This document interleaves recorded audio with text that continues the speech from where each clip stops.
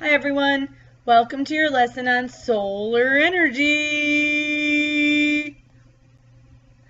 What exactly is the sun? So, I'm going to go over a few details and facts about the sun before we get into why it shines. So, the sun is at the heart of our solar system, and it is by far the largest object out there. It is, in our solar system, of all the planets, 99.8% of the solar system's mass. That is how big it is compared to the solar system. It's roughly 109 times the diameter of Earth. And this is my favorite fact in the world. You could fit about 1 million Earths inside of the sun. 1 million Earths inside of the sun. That's a big deal. So the visible part, the part we can see, is about 10,000 degrees Fahrenheit. And that's just the part we can see. While the temperatures in the core, which is the very most inside part of the sun, are more than 27 million degrees Fahrenheit. That's hot. So the sun was born about 4.6 billion years ago, and that's also when the solar nebula hypothesis states that the solar system was formed.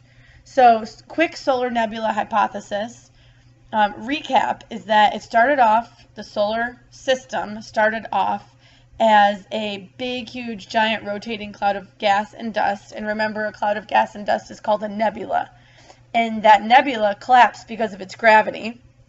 And as it collapsed, it started spinning faster and flattened into a disk. Most of that material was pulled toward the center to form our sun. And then all the pieces of dust kept sticking together. And remember, that's how the planets were formed. The sun is one of more than 100 billion stars in the Milky Way galaxy. Remember, the Milky Way galaxy is the galaxy that we live in, and we live in one of the spiral arms of the Milky Way galaxy. So, the life cycle of a star like the sun. There are lots of different stars like the sun, but the sun is our sun. We don't have many suns because of how the solar system formed. So, just like most other stars, the sun is made up of mostly hydrogen and helium. Mostly hydrogen followed by helium, but mostly hydrogen and helium. And then there's a few other elements in there as well, such as oxygen, carbon, neon, nitrogen, magnesium, iron, and silicon. Not nearly as much of those elements as there are hydrogen and helium. So the sun has enough nuclear fuel to stay much as it is for now. So it can burn like it is now for another 5 billion years. So it is not dying out in our lifetime or anytime soon thereafter. After that, though, it will swell to become a red giant, and eventually it'll shed its outer layers, and the remaining core will collapse to become a white dwarf, and then slowly that will fade and enter into its final phase as a dim, cool object known as a black dwarf. And the bottom of this diagram shows you the life cycle of a sun in picture form, which I really like. And then the top part shows you how big our sun is. This is an artist's rendition, obviously, how big our sun is compared to all of the planets in the solar system. And it's so amazing how big it is. So if you look, the birth of the sun, that was the cloud of dust and gas. It was as it was getting pulled into the center. And then we've moved over where the bottom is billions of years. So 1 billion year, 2 billion, 3 billion, 4 billion. We're at about 4.5 billion right now. So you can see the blue arrow where it says now. And then 5, 6, 7, 8. It's getting a little bigger at 8. 9, it's getting bigger. 10, it's big. It's a huge red giant. 11, blue, it starts shrinking again and it's slowly dying out. And at the end, you see white dwarf, and then it'll be black dwarf at the very, very end. So, why does the sun shine? Answer, nuclear fusion. Fusion. The word fusion means to come together. So, what's coming together? atomic nuclei to form new elements, and that's what drives entire galaxies of stars, including our sun. So these tiny little building blocks of atoms smash together at super high speeds, and when that happens, that creates a spark of energy that's released. So you can see in this diagram, you have all these little atoms smashing together, and when they're smashing together, pow, free neutrons spray out as sparks of energy. Here's a simpler diagram that shows the force of gravity acting on the sun. So gravity's acting so hard on the sun to keep it in place, but fusion is happening so fast. There's so many millions and millions of reactions happening inside that they're able to escape the force of gravity, and the gamma rays escape as what we see as visible light. So again, with every fusion, so every little collision, energy is released into the stellar interior, so into the sun's core. Millions of these events occur every second, and that produces enough energy to push back against the force of gravity, which allows those gamma rays to escape, but it takes millions of years for that to happen, to escape later at the surface of the sun in the form of visible light. So these reactions are happening, and then millions of years later, we see it at the surface of the sun. So the light that we see when we look up at the sun is from reactions that happened millions of years ago. That's a cool fact. So once the hydrogen in the star has run out, it's considered stellar death.